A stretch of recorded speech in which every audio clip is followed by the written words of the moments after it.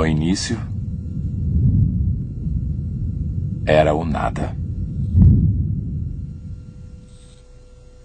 Um vácuo, uma lacuna, o espaço vazio. E nesse espaço vazio surgiu uma bola de fogo primordial. Bilhões de anos atrás, essa bola de fogo explodiu.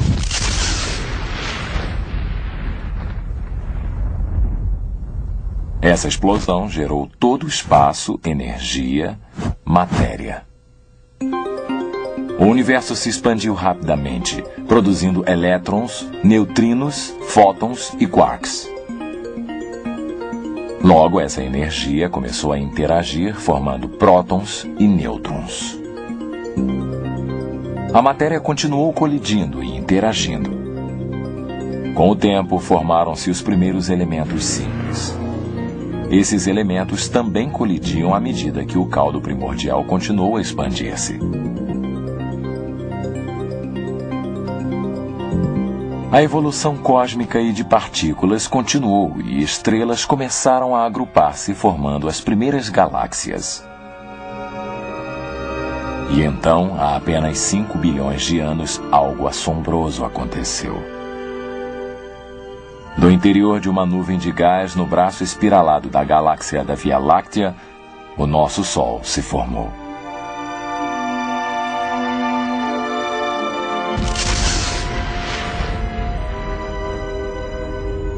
Essa nova estrela deu origem a planetas, luas e asteroides. Um desses planetas, conhecido como Terra, desenvolveu uma atmosfera. O meio ambiente da Terra era repleto de erupções vulcânicas, relâmpagos, clima turbulento, átomos e energia misturados para criar as primeiras células de vida.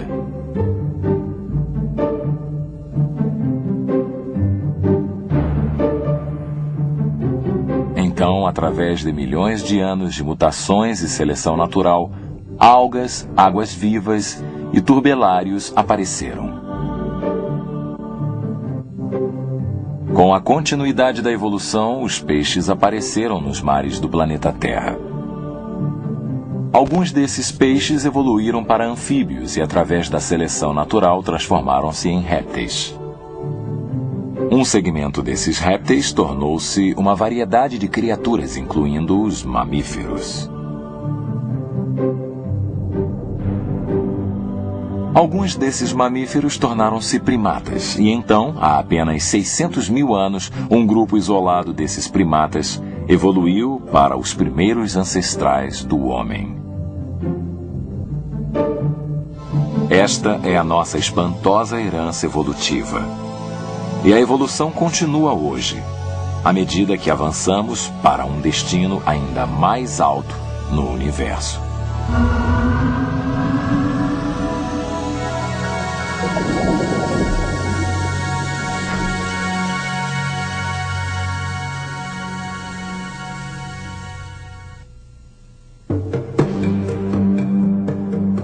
Numa distribuição Comev. Uma questão de origens. Uma questão de origens. Como foi que o universo e todas as coisas que vemos neste planeta começaram a existir? Porque nós existimos. Sou Roger Auckland. Quase todos nós temos ponderado sobre estas questões. E quando se trata do assunto de origens, há basicamente duas visões: a teoria da evolução e a teoria da criação. Durante o século XX, o mundo foi levado a crer que a evolução deu origem a todas as coisas. O nosso universo, a Terra e toda a vida passou a existir como resultado de uma explosão de matéria e bilhões de anos de tempo. Entretanto, há outros que acreditam que a evidência perceptível aponta para um Criador. Como podemos saber? O que indica a evidência perceptível? Criação, evolução.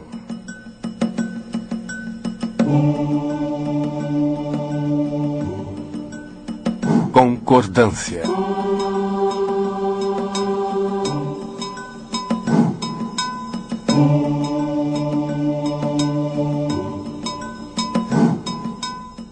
Os cientistas da evolução e da criação observaram e concordam que há uma grande variedade de cada espécie. Darwin notou essa variedade e adaptabilidade entre os tentilhões. Ele notou que os bicos dos tentilhões variavam em tamanho e forma, e que as características dos bicos afetavam a sobrevivência do tentilhão. Hoje notamos uma grande variedade de cães. Acredita-se que as 450 raças de cães existentes hoje têm o mesmo ancestral. A maioria dos cientistas acredita que esse ancestral era muito semelhante ao lobo moderno. Os cientistas também atestam a seleção natural da sobrevivência dos mais aptos. Os evolucionistas e criacionistas afirmam que os animais mais fortes, mais saudáveis ou mais adaptáveis ao seu meio ambiente têm maior probabilidade de sobreviver e reproduzir. Os animais mais fracos, incapazes de se adaptar, têm menos chance de sobreviver. Também observamos a ocorrência de mutações do gene. O DNA em todos os organismos vivos contém todas as informações genéticas da vida. Às vezes, um erro é introduzido nesse código genético. Isso é chamado de mutação. Mutações com frequência causam doenças e podem ser induzidas por radiação, agentes químicos ou erros de reprodução. As mutações realmente ocorrem, causam todo tipo de mudança nos genes. Males por defeitos congênitos, doenças do organismo. Eles são ótimos para explicar a origem das doenças, morte e tragédia, mas de forma alguma a origem de alguma coisa nova, alguma característica que não existia. Todas as mutações que conhecemos são apenas mudanças em genes que já existem. Darwin observou muitas coisas na natureza. Ele era um bom naturalista, um bom observador de informações. O que ele viu foram várias plantas e animais alterando-se de alguma forma através da adaptação e da variação. Ele os viu mudar e jamais vemos um tipo básico de alguma coisa se tornando outra coisa, e isso jamais foi observado na ciência ou na genética. Simplesmente não foi observado. O que vemos é variedade. A variedade acontece, a adaptação também, mas a evolução não. Mutações, seleção natural, adaptação. Estas são algumas das observações sobre as quais evolucionistas e criacionistas concordam. Mas, apesar da concordância, existem diferenças substanciais. Por isso, a polêmica continua. Ora, você tem uma enorme variedade de vida e não creio ser possível para uma pessoa, não importa o quão poderosa ela seja, simplesmente estalar os dedos e criar a vida. Tem de ocorrer naturalmente através de milhões de anos, provavelmente. Eu não creio na teoria da evolução. Cada vez mais até os cientistas seculares estão mudando os seus pontos de vista porque as evidências não sustentam suas conclusões. Metade de mim acredita na teoria da evolução, provavelmente porque foi o que me ensinaram. 4 anos de estudo, infelizmente, me causaram um tipo de lavagem cerebral no tocante à evolução. Astronomia. Física. Nós Evolução começamos onde cósmica. os evolucionistas dizem que tudo começou. Com o Big Bang e a evolução do universo. Um aspecto interessante da teoria evolucionária é ser uma teoria tão poderosa e exercitar um domínio tão forte sobre a imaginação dos cientistas ao ponto de fazê-los aplicá-la fora do reino biológico. E eles a aplicaram a coisas inanimadas também. Eles a aplicaram aos elementos químicos, às estrelas, às galáxias, e é dito que o próprio universo está evoluindo. O Big Bang provocou a formação de galáxias, estrelas, planetas e finalmente a vida? Existe uma ordem surgida de uma grande explosão? Eu diria que não, de forma alguma. As explosões causam caos e destruição aleatória de várias partes que existiam, talvez como uma organização unida anteriormente. Qualquer explosão converte tudo isso em vácuo. Não há provas, para mim, de que uma explosão, ou mesmo a teoria do Big Bang, possa produzir seres organizados como nós e quaisquer animais. O pensamento evolucionário é aplicado à maioria das áreas da ciência. O campo da cosmologia evolucionária propõe o universo como o resultado de uma explosão aleatória há 15 ou 18 bilhões de anos.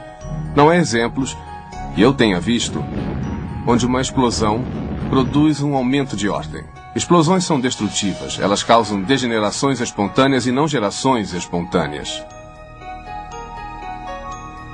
Os cientistas reconhecem que todas as explosões conhecidas diminuem a ordem, a estrutura e aumentam o caos.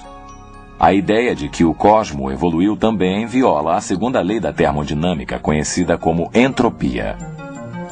A segunda lei afirma que, à medida que o tempo avança, o universo se torna menos ordenado.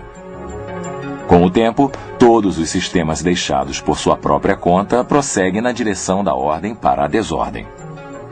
Todos nós testemunhamos a entropia diariamente ao vermos as coisas envelhecerem e se deteriorarem. Esse colapso da estrutura contradiz diretamente a teoria da evolução. A segunda lei permite o aumento da ordem, como um bebê que ingressa na fase adulta ou uma semente que se torna árvore. Mas apenas se você tiver uma fonte exterior de energia e um mecanismo em atividade para capturar essa energia. Os evolucionistas não a têm. Como disse o Sagan, o cosmos é que está aí, não há mais nada. Não há uma fonte exterior de energia. E assim a segunda lei é absolutamente contraditória à teoria do Big Bang. O que vemos na cosmologia é isto. Tudo o que vemos. As coisas estão se acabando. As estrelas estão queimando seu combustível. De vez em quando, uma estrela explodirá e passará da ordem à desordem rapidamente. E a única coisa que vemos no universo hoje é que o universo está parando, se deteriorando, indo da ordem para a desordem. Está caminhando cada vez mais para menos organização. Há uma observação que os cientistas fazem em todos os campos da ciência. E é geralmente chamada de as leis da entropia. É como se houvessem dado corda no universo e ela estivesse acabando. Os cientistas que estudam cosmologia falam sobre a morte definitiva do universo por aquecimento. Conceitualmente, está claro. Pelo que sabemos, no universo daqui a bilhões de anos haverá uma temperatura uniforme. Não haverá diferença de temperatura para se explorar e obter trabalho útil. Que o universo tinha de ser projetado e ordenado no passado finito não escapou à atenção dos cientistas seculares. O cientista da NASA, Robert Jastrow, escreveu: a segunda lei da termodinâmica aplicada ao cosmo indica que o universo está parando, como um relógio. Se está parando, em algum momento deve ter recebido corda. A próxima pergunta lógica é: quem lhe deu corda? Gordon Van Wylen abordou a questão com clareza em seu livro Termodinâmica, quando escreveu: o autor descobriu que a segunda lei tende a aumentar sua convicção de que existe um Criador que tem a resposta para o destino futuro do homem e do universo. Vemos apenas destruição, nunca vemos inovação. Isso, acredito, é o que o modelo da criação propõe o tempo todo. Que no início as coisas eram muito boas e eles eram perfeitos, exatamente como Deus queria. E então, desde que o pecado foi introduzido no universo e Deus castigou toda a criação por causa desse pecado, o preço do pecado é a morte, não apenas na vida física, mas no universo. Tudo está morrendo. O Sol se consumindo, a órbita da Lua em declínio, tudo está nesse processo de morte e decadência. Os evolucionistas e criacionistas agora concordam que o universo é finito. O espaço, o tempo e a matéria tiveram um começo. A partir dos estudos de Albert Einstein, no início de 1900, e por todo este século, os cientistas afirmam que o espaço, o tempo e a matéria tiveram realmente um começo. A ciência do século XX, constrangedoramente, confirmou a visão bíblica, porque a grande descoberta na cosmologia é que os peritos concordam que o universo teve um começo. Eles o chamam de singularidade. Na realidade, a ideia toda do Big Bang sugere que, em princípio, não havia nada. E então ele explodiu. O fato de o universo ser finito e de haver um início é um fato importante, mas um fato muito incômodo para o evolucionista, porque realmente levanta uma questão com a qual eles não querem lidar, que é o que aconteceu antes dessa singularidade. O modelo da criação sempre antecipou um universo finito. O primeiro versículo do Gênesis diz: no início, Deus criou o céu e a terra. A Bíblia também diz que o tempo teve um começo. Em Timóteo, segunda epístola, lemos: Deus, que nos salvou e nos chamou com o chamado divino, não conforme a nossa obra, mas de acordo com seu próprio objetivo e graça, que nos deu em Cristo Jesus antes do início dos tempos. Espantosamente, a Bíblia explica a entropia. Do antigo ser jaz a fundação da terra, e os céus são a obra de suas mãos. Eles perecerão, mas você permanecerá. Sim, eles todos envelhecerão como peças de roupa.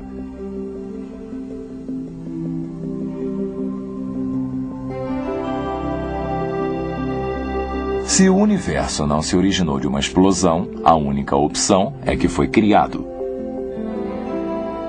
Uma opção que muitos cientistas não estão querendo considerar. Quase todos os cientistas tentaram encontrar uma explicação mecânica de como as estrelas, as galáxias e o sistema planetário passaram a existir por meios simplesmente mecânicos, sem a intervenção de um criador. Na minha opinião, eles fracassaram. Se observarmos apenas o sistema planetário, tem havido várias explicações tentando demonstrar como o sistema planetário passou a existir sem qualquer pré-formação de Deus. E todas fracassaram completamente.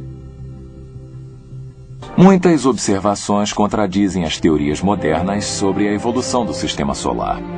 A teoria mais popular afirma que o sistema solar formou-se de uma nuvem de gás e poeira interestelar.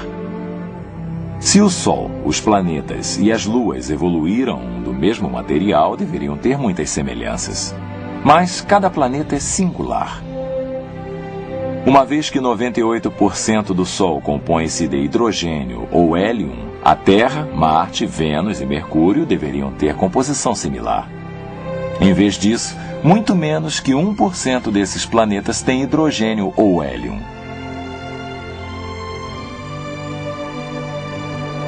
Se o sistema solar evoluiu, todos os planetas deveriam girar na mesma direção. Mas Plutão e Vênus giram na direção contrária, enquanto Urano está de lado e gira como uma roda. Todas as luas de nosso sistema solar deveriam orbitar seus planetas no mesmo sentido. Mas, pelo menos 6 delas têm órbitas contrárias. E mais, Netuno, Saturno e Júpiter têm luas cujas órbitas vão em ambas as direções. Desenvolver um planeta por meio de pequenas colisões fará com que ele seja um planeta quase sem rotação, uma vez que os impactos seriam altamente autodestrutivos. Mas todos os planetas giram, alguns mais que outros. Desenvolver um planeta grande, distante e gasoso como Júpiter ou Saturno apresenta um obstáculo intransponível para os evolucionistas, porque os gases se dissipam rapidamente no vácuo do espaço cósmico. E até as estrelas jovens, semelhantes ao nosso Sol, não têm suficiente hidrogênio ou hélio em órbita para formar um só Júpiter que seja.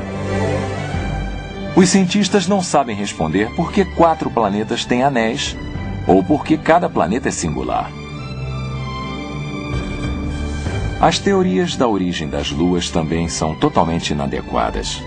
Os elementos das luas são por demais diferentes dos da Lua da Terra e seu plano orbital e órbita circular oferecem fortes vestígios de que a Lua foi criada em sua órbita presente. Não há provas de que o sistema planetário possa ter surgido por meios simplesmente mecânicos. Entretanto, quanto mais os cientistas observam o universo assombroso no qual habitam, mais começam a perceber que houve certos fatores que estavam simplesmente muito harmoniosos para a existência do homem, das moléculas, da vida orgânica. E quanto mais eles a observam, mais percebem que nós estamos com efeito sobre o fio da navalha. E há muitas indicações de que este universo foi especialmente projetado, estando o homem em seu centro.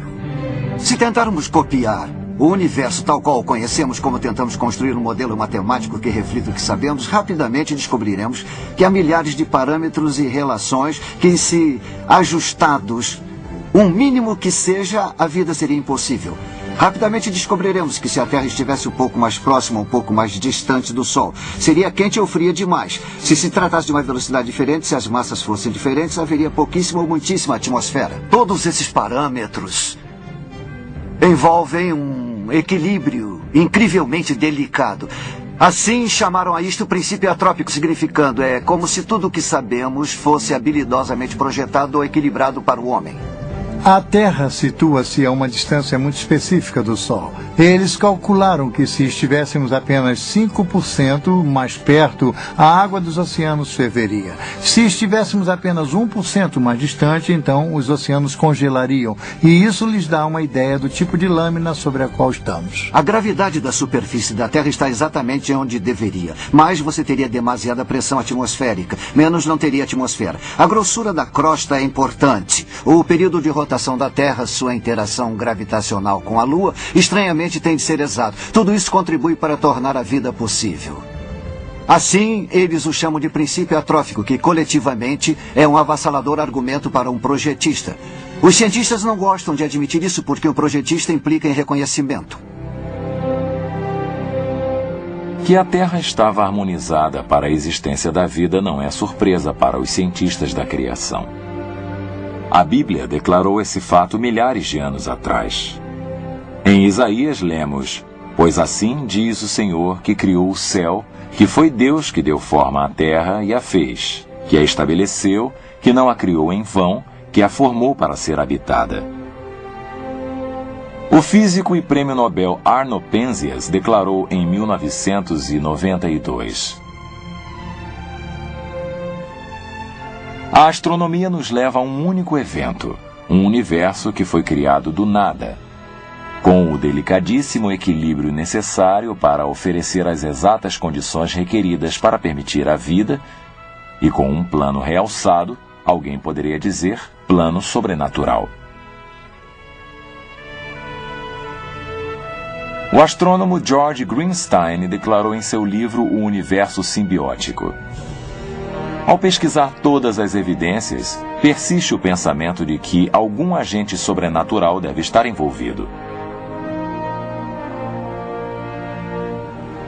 Seria possível que subitamente, sem a menor intenção, tenhamos descoberto uma prova científica da existência de um ser supremo? Teria sido Deus quem se adiantou e tão providencialmente criou o cosmo para nosso benefício?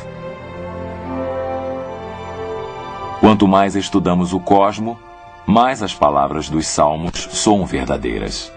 Os céus declaram a glória de Deus e o firmamento anuncia a obra de suas mãos. Um dia declara a outro dia, e uma noite revela conhecimento a outra. Não há fala e não há palavras onde não há o som de suas vozes." Para mim, acreditar que toda a nossa vida e planetas vieram de um Big Bang, eu não acredito. Eu creio que tem um poder muito maior lá fora. Não, eu não acredito que o universo tenha algum criador por trás de tudo isso. Eu acredito que o universo começou com o Big Bang. Eu acredito que a Terra foi projetada para a vida porque tudo que vemos à nossa volta, tudo que precisamos para viver, tudo que necessitamos para sobreviver e ser feliz está em torno de nós. Não precisamos de nada. Todo o nosso alimento, o nosso ar, tudo que nos faz felizes para a nossa sobrevivência está aqui. Por isso, tem que haver alguém que originou tudo isso. Não pode ter acontecido por acaso, não é? As evidências revelam claramente que Deus criou o universo e o sistema solar e, especificamente, destinou a Terra para a vida.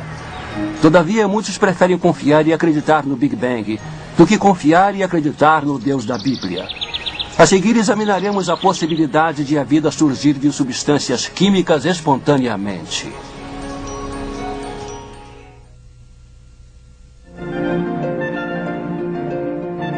Primordial. Terra. Evolução A evolução química na Terra produziu vida?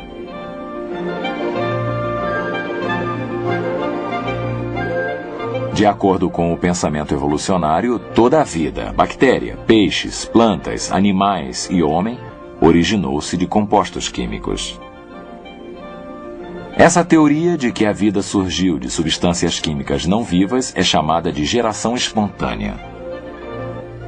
Uma das leis fundamentais da biologia é a lei da biogênese, que a vida surge apenas da vida pré-existente.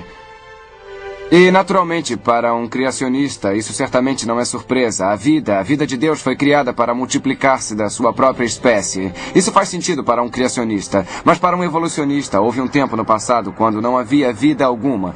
E assim as substâncias químicas de alguma forma se juntaram e produziram coisas vivas. Isso é geralmente chamado de geração espontânea e tem havido alguns sérios problemas na tentativa de fazer um grupo de substâncias químicas criar vida.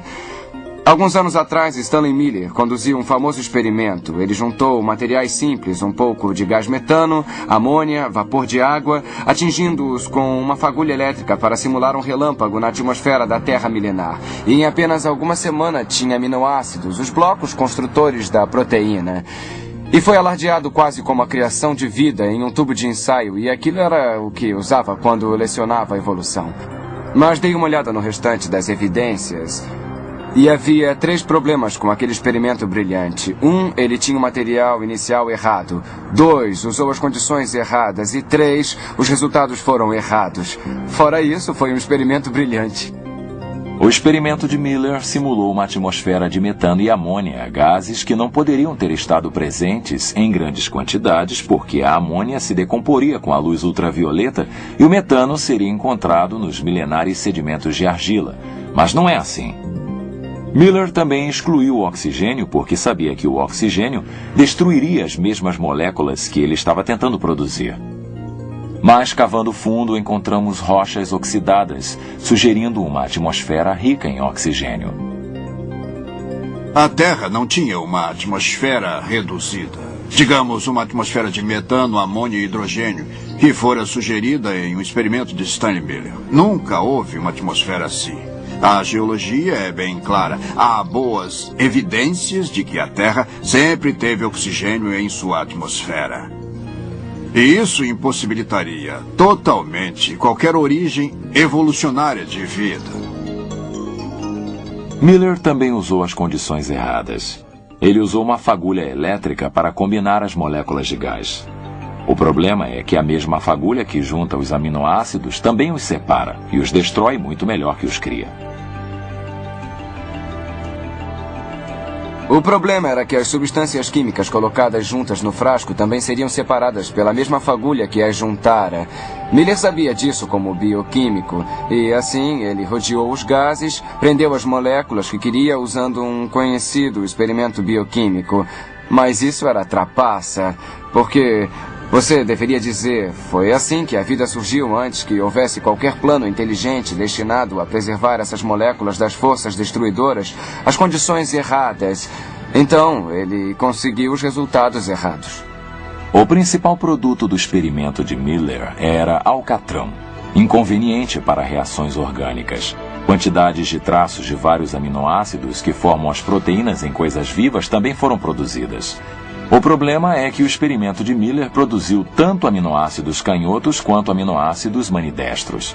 Somente aminoácidos canhotos originam as proteínas da vida e somente uma molécula destra impede a sua produção. O que Miller realmente produziu foi uma poção venenosa que destruiria qualquer esperança para a evolução química da vida. Você pode dizer, bem, se o que acabei de dizer é verdade, como ficam os evolucionistas que acreditam nisso? Pois é muito interessante, os evolucionistas concordam comigo. Uma ocasião em que assisti a um debate na Universidade Estadual de San Diego, eu estava na plateia e 2 amigos meus, Dr. Henry Morris e Dr. Dwayne Gish, participaram do debate como criacionistas. No final, alguém da plateia anotou, senhoras e senhores, esta noite temos o privilégio de contar com a presença do Dr. Stanley Miller. E Gish havia explicado por que o experimento de Miller não produzira vida a partir de não-vida. E foi perguntado a Miller, o senhor gostaria de responder ao que o Dr. Gish disse sobre seu experimento para a evolução química? E o Dr. Miller disse, não. Há décadas ele não acreditava nisso. Ele conhece os mesmos problemas. Eu diria o seguinte, qualquer teoria sobre a origem da vida na Terra ou em qualquer outro planeta, pelo que se sabe, é um conto de fadas. A evolução ensina que a energia em forma de relâmpago ou calor adicionada à matéria pode ocasionalmente criar uma vida nova.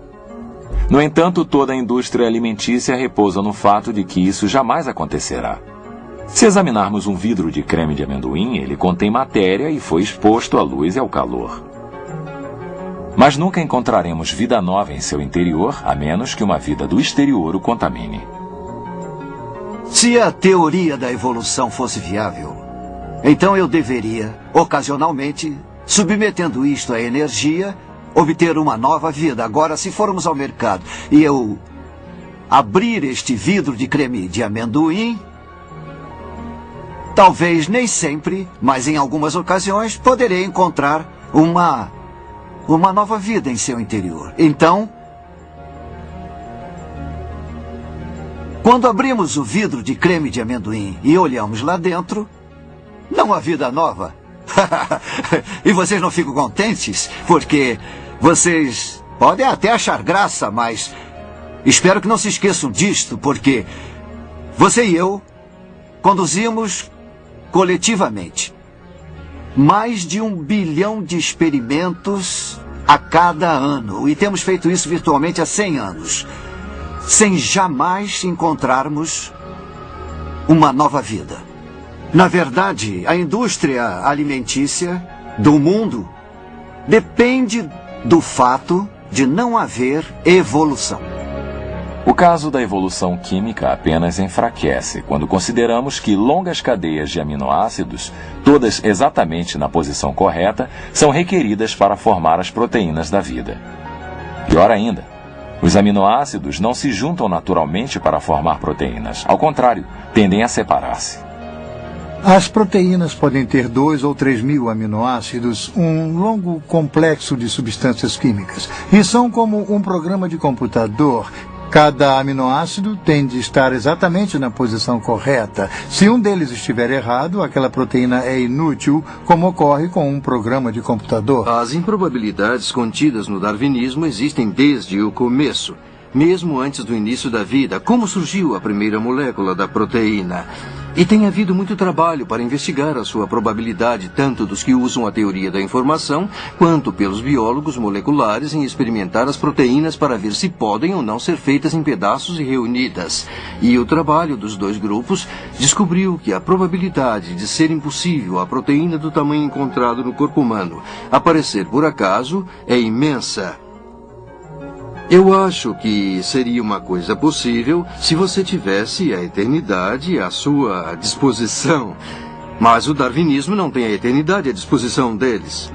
O cientista da teoria da informação Hubert Yockey calculou e o biólogo Robert Sauer confirmou que a probabilidade de uma proteína contendo apenas 100 aminoácidos formar-se espontaneamente é menor que uma chance em 10 elevada à 65ª potência. Um fato tão improvável que poderia ser comparado a ganhar a loteria estadual com um bilhete achado na rua e depois continuar a encontrar bilhetes premiados na rua toda semana durante 1000 anos. A origem da primeira vida, oriunda de um complexo químico comum, é tão vasta que nenhum evolucionista já conseguiu superá-la e é um dos maiores obstáculos da teoria da evolução que conheço. Se as proteínas se formassem miraculosamente, nem assim estaríamos perto de criar a vida. As células vivas mais simples requerem milhares de proteínas específicas para que possam funcionar.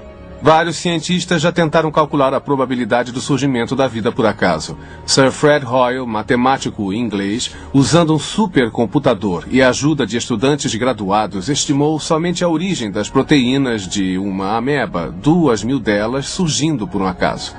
Ele estimulou que a probabilidade das proteínas de uma ameba surgirem por acaso é de 1 em 10 elevada à potência de 40.000. A probabilidade de uma chance em 10 elevada à potência de 40.000 é absurdamente pequena.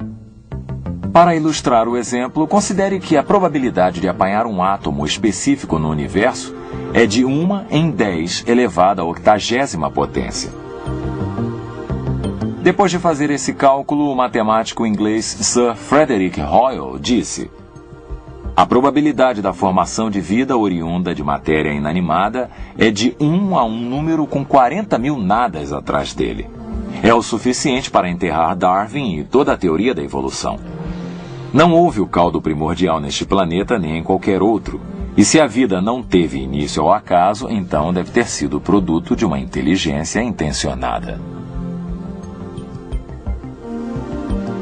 Podemos provar, matematicamente, que a evolução é uma piada, não poderia jamais acontecer.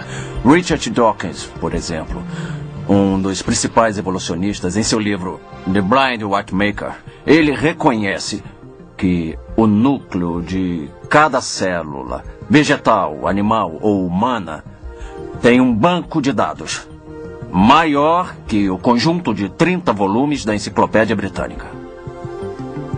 Toda forma de vida, vegetal, animal e humana, constitui-se de células. Cada célula é uma cidade em miniatura desempenhando as complexas funções exigidas para a existência da vida. A membrana celular é autorregenerativa e consiste de proteínas especiais que supervisionam o que se encontra no exterior da célula, assim como selecionam as moléculas cuja entrada é permitida. Essas proteínas agem como estações de bombeamento, controlando a importação de nutrientes e a exportação de material consumido. O interior da célula é de tremenda complexidade. Por exemplo, o retículo endoplásmico é uma rede de transportes com fábricas de produção de proteínas chamadas ribossomos.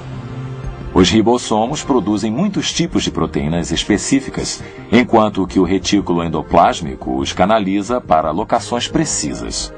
Os corpúsculos de Golgi transportam as proteínas para a membrana exterior, enquanto os lisossomos agem como órgãos digestivos que partem e reciclam as moléculas maiores em partículas que a célula pode utilizar. A mitocôndria são as usinas da célula, produzindo o combustível que a célula consome. O núcleo contém o banco de dados que governa a atividade da célula. No interior do núcleo, encontramos os cromossomos, que contêm a molécula do DNA, que funciona como uma biblioteca com todas as informações codificadas necessárias à vida. Bilhões de instruções estão codificadas nesta molécula detectora e corretora de erro e autorreplicante. Somente se essas estruturas forem criadas simultaneamente, uma célula pode funcionar. Por exemplo, para produzir o DNA, uma célula requer mais de 75 tipos de proteínas diferentes. Porém, essas proteínas se produzem exclusivamente para o DNA. A única solução para esse dilema é a criação. As chances de encontrar a proteína que faz o DNA no papel do dado molecular é como as chances de conseguir somar 13 com um par de dados. O potencial não existe e a probabilidade é exatamente 0. A evolução ensina que as bactérias são uma das primeiras formas de vida a evoluir de substâncias químicas. Muitas bactérias se impelem através de um tipo de motor em miniatura chamado flagelo.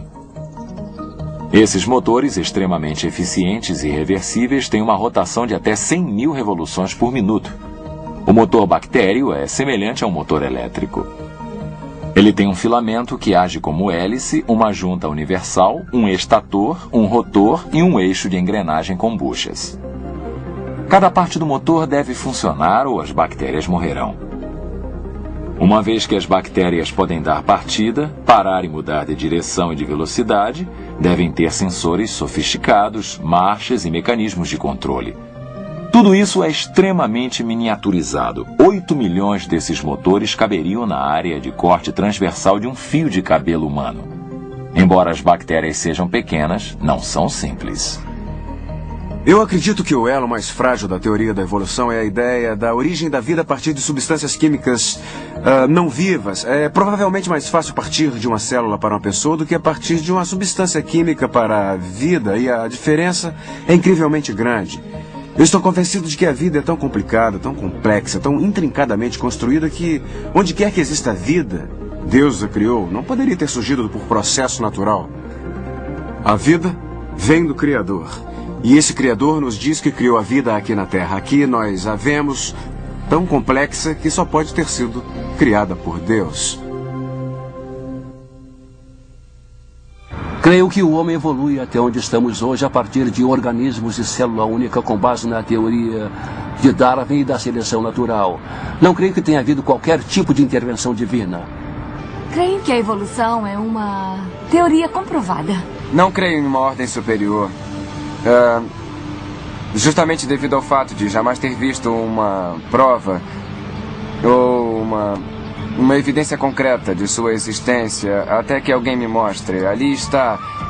Eu vou continuar a ver suas religiões organizadas e continuar com a teoria de uma evolução química.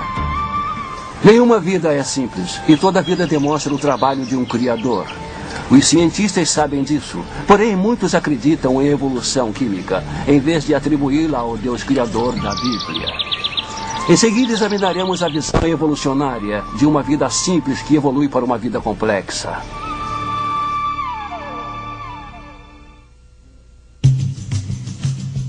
Elos perdidos.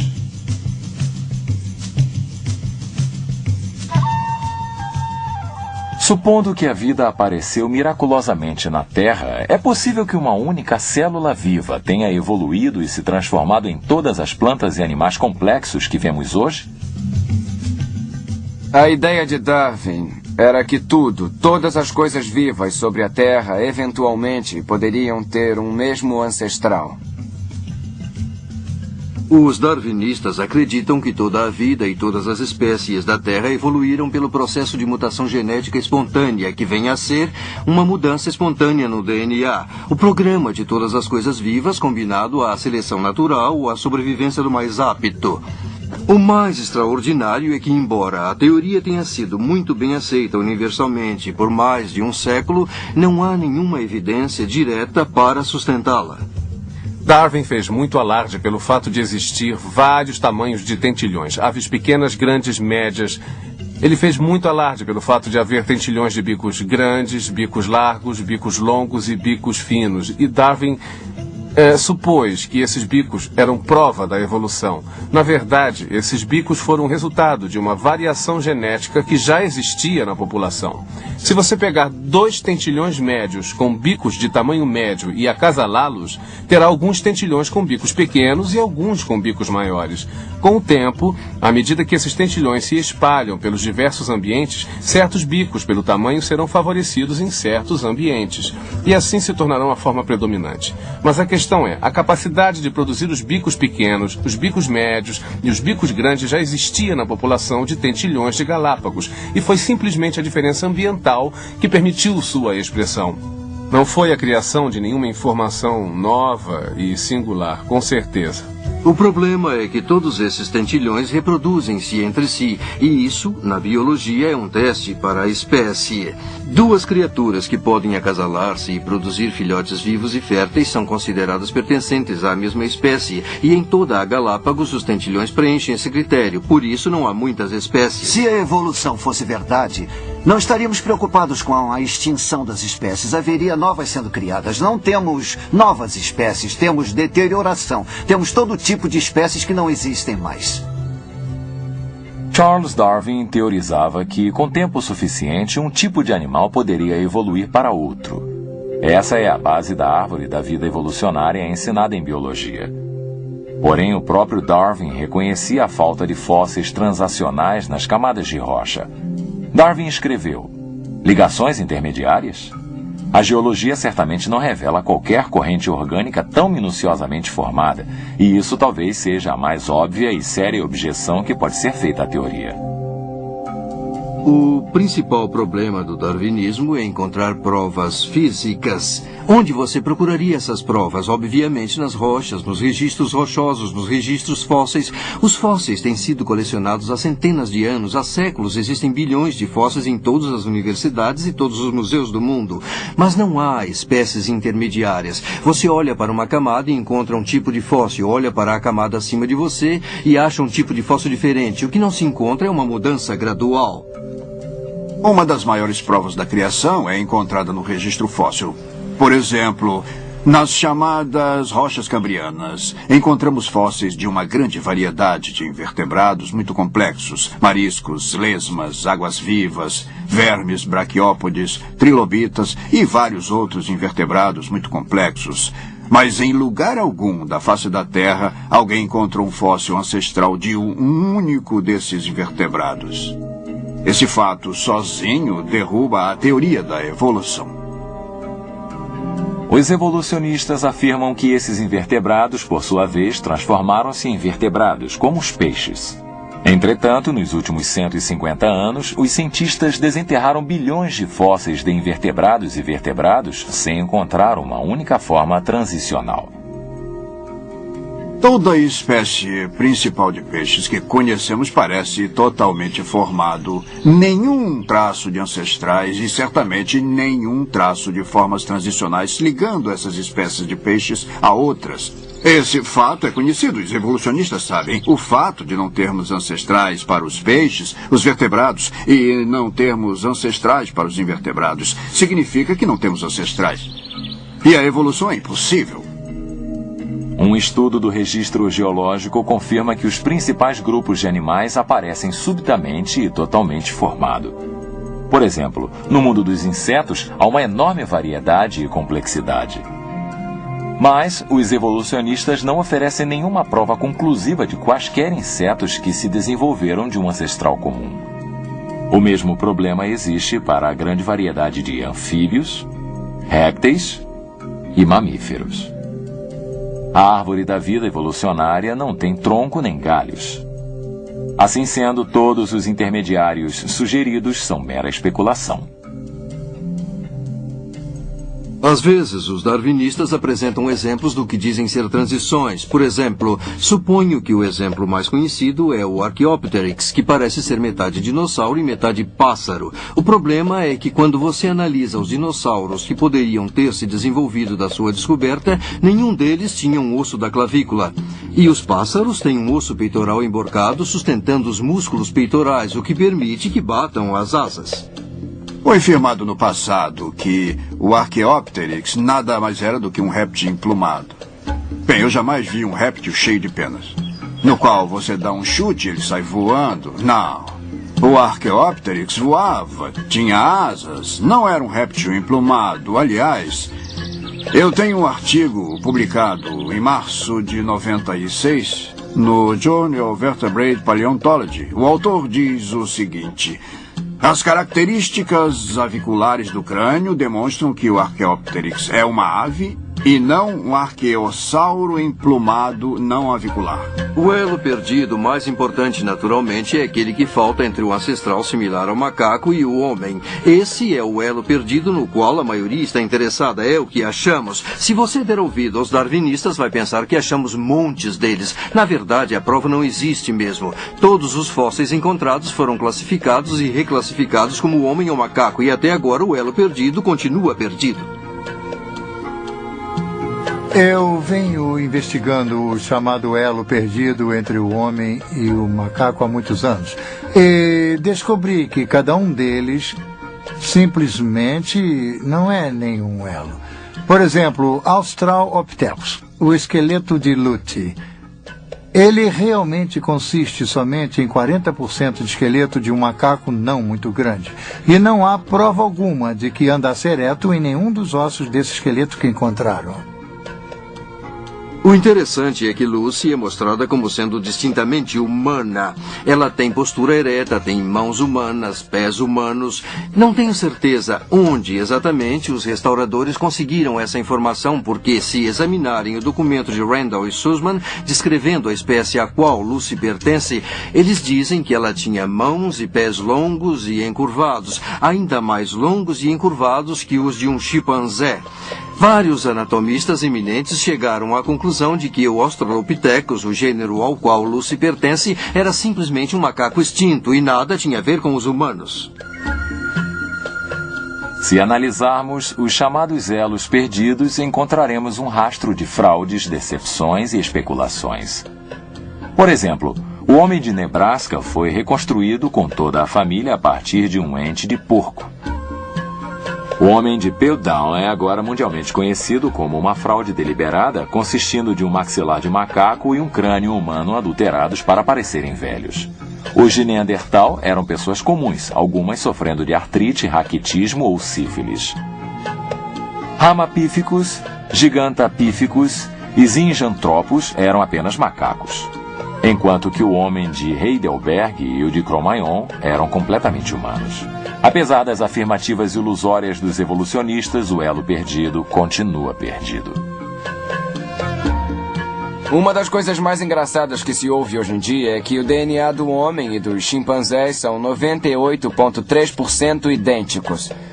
Tenho de admitir, como geneticista, que acho o fato divertido. Você não tem parentesco algum com você mesmo. E os genes que herdou de sua mãe e os genes que herdou de seu pai são, em média, no máximo, 93% semelhantes. Os cientistas afirmam que a hemoglobina de um chimpanzé é 98% igual à hemoglobina de um ser humano. O que não dizem é que há muitos outros organismos, incluindo o mofo do limo, que têm uma hemoglobina muito semelhante à hemoglobina do ser humano. Você espera muitas semelhanças entre o homem e o chimpanzé. Respiramos o mesmo ar, temos músculos e ossos, digerimos coisas de forma parecida. Se fomos criados pelo mesmo Deus, a expectativa seria de muitas similaridades. Mas suponhamos por um momento que havia alguma verdade naquela figura, embora não tenha ideia de onde ela possa ter vindo. Uma nuvem é 98% de água. Uma água-viva é 98% de água. Uma melancia é 98% de água. Usando a lógica evolucionária, não há diferença entre uma nuvem, uma água-viva e uma melancia. Esses 2% a menos fazem uma tremenda diferença entre o homem e o chimpanzé. O primeiro capítulo do Gênesis nos diz que Deus criou todas as coisas viventes conforme sua própria espécie para se reproduzir e povoar a terra. Isso é exatamente o que vemos. Como os evolucionistas afirmam, se um réptil se desenvolveu em pássaro, com quem esse primeiro pássaro se reproduzirá? E mais, todas as formas intermediárias seriam fatais. Para que serve meia asa ou meio bico? Todos os animais têm órgãos complexos necessários para sua sobrevivência. Por exemplo, golfinhos e morcegos têm um sonar sofisticado que eles usam para localizar alimentos. Se esses eficientes sistemas de radar não forem plenamente funcionais, o animal morre. Certamente a prova científica sustenta de forma total o modelo da criação. Enquanto os evolucionistas são forçados a admitir que, de seu ponto de vista, tanto a origem da vida quanto a origem dos principais grupos de animais ainda são desconhecidas.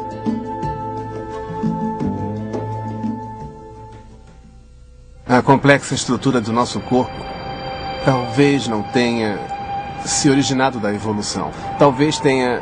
realmente, é difícil decidir qual delas seria. Para mim, repito, é preciso mais fé para acreditar que todas essas condições perfeitas juntaram-se no momento certo para permitir que todos esses aspectos complexos da vida passassem a existir. E, para mim, é preciso uma fé muito maior para acreditar nessa asneira do que acreditar que existe um Deus que nos criou.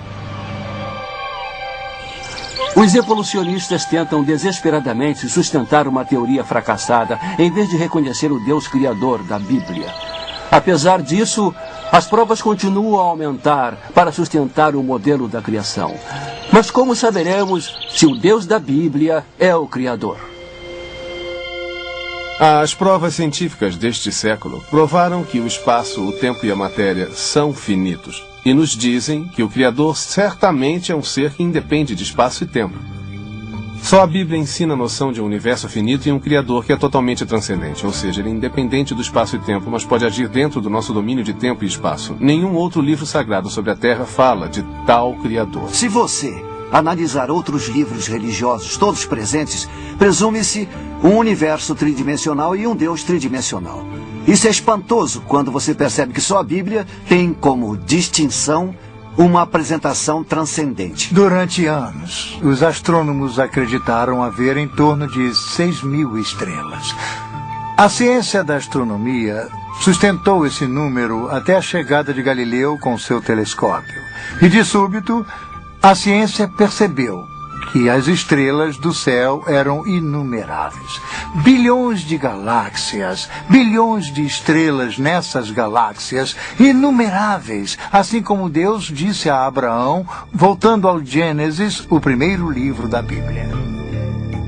Em toda a Bíblia encontramos insights sobre o universo físico que o mundo científico só recentemente descobriu. Por exemplo, no livro de Jonas diz: as águas me cercaram até a alma. O abismo me rodeou e as algas se enrolaram na minha cabeça. Eu desci até os fundamentos dos montes. Este versículo surpreendente nos diz que há montanhas no leito do oceano. Sim, os cientistas não sabiam disto até este século. No livro de Jó, Jó proclama que Deus pendurou a terra no nada. Enquanto muitos livros sagrados declaram que a terra repousa nos lombos de tartarugas ou elefantes ou é sustentada por Atlas, a Bíblia em si declara o que sabemos como verdade. Em Hebreus, capítulo 11, versículo 3, lemos: Pela fé entendemos que os mundos pela palavra de Deus foram criados, de maneira que aquilo que se vê não foi feito do que é aparente.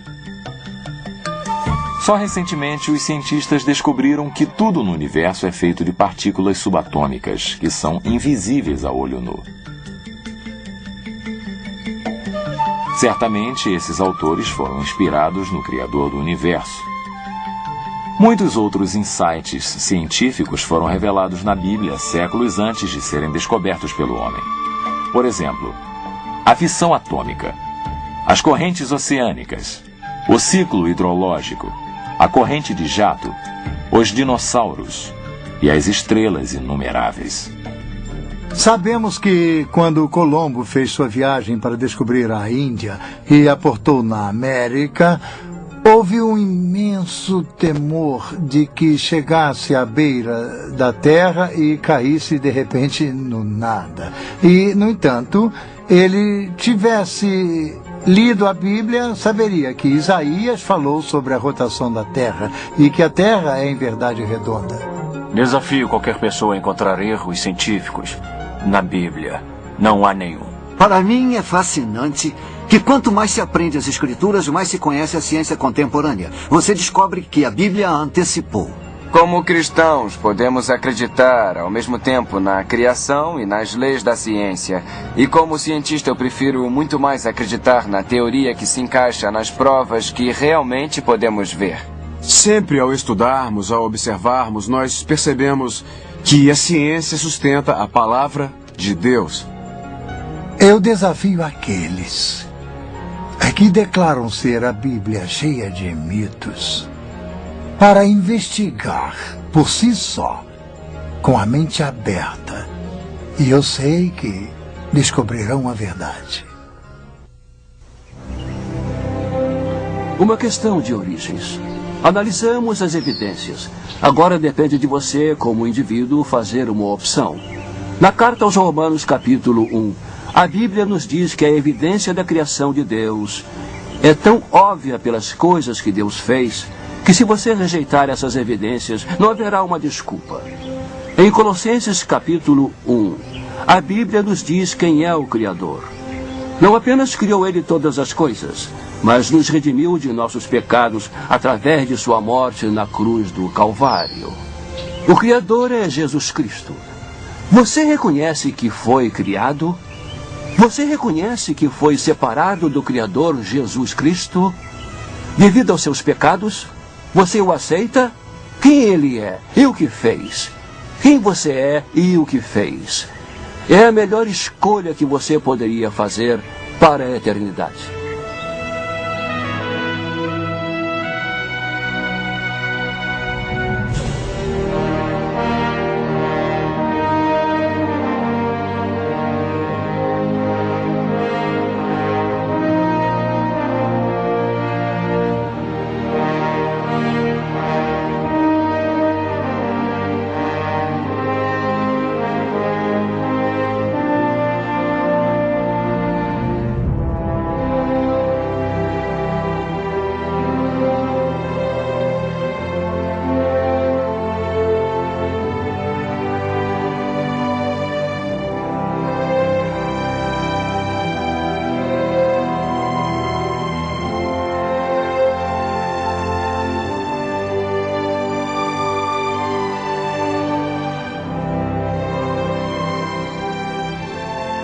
As boas novas.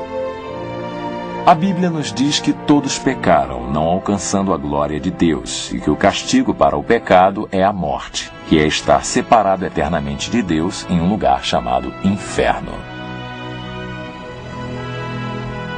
Mas a boa notícia é que Deus fez-se homem e morreu pelos pecados do mundo para reaproximar o homem de Deus. Os que se arrependem e deixam o caminho do mal, recebendo Jesus como seu Senhor e Salvador, pela fé, será salvo. Jesus pagou um alto preço pelos pecados do mundo na cruz e nos oferece como presente a vida eterna. Não alcançaremos a salvação por nossas boas obras. A Bíblia diz que até a nossa integridade é como um trapo imundo quando comparada à santidade de Deus. Muitos acreditam que, sendo bons e indo à igreja, Deus permitirá sua entrada no paraíso. Mas a palavra de Deus nos diz que, se pecarmos uma vez que seja, violaremos a lei e seremos condenados. Por isso, Jesus, que é puro, teve de pagar por nossos pecados e, por isso, jamais alcançaremos a salvação por nossos próprios méritos. Jesus realizou as centenas de profecias anunciando o Messias e ele ressurgiu dos mortos, provando que ele é Deus e que só ele pode interromper o curso da morte. Deus tem um destino maravilhoso para nós e só poderemos recebê-lo pela fé. A Bíblia diz que se você confessar com sua boca o Senhor Jesus e crer de coração que Deus o fez ressurgir dos mortos, você será salvo.